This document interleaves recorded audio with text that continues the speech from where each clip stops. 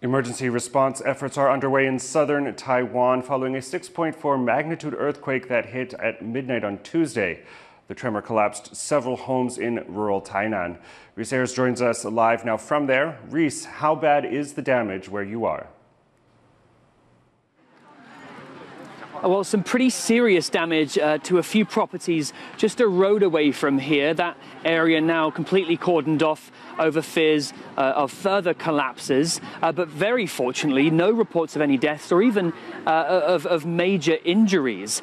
Still, a relief tent has been set up here to provide locals with food and drink and a place just to rest and have some safety.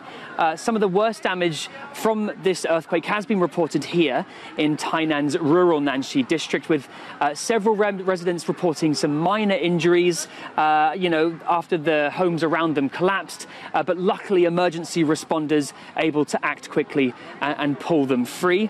Fire officials saying here that around 10 or a dozen so homes have been seriously structurally damaged. Now, this quake struck a few minutes past midnight. Its epicenter on the border of Chiayi and Tainan in Taiwan's south. It was a 6.4 magnitude tremor, far from the biggest that we've experienced here in Taiwan, but still strong enough to be felt across the country and cause damage to structures closer to its center.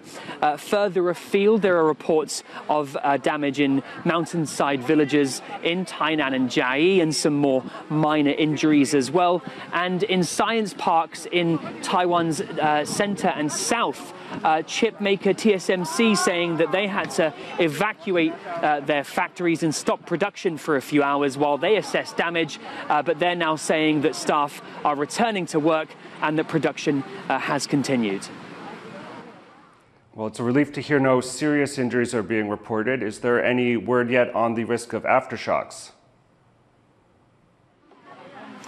Yeah, some aftershocks of magnitude 5 or higher happening after the main tremor, though the frequency of those has already slowed down. But Taiwan's Central Weather Administration is still warning that they could occur for 3 days or longer, and warning people to stay away from the mountainous regions and roads up in the hills in case of landslides. Taiwan sits on the so-called Pacific Rim of Fire, so it's no stranger to earthquakes. Just last year, that huge one on the east coast that killed over a dozen people, and the Gigi earthquake in 1999 that killed over 2,000.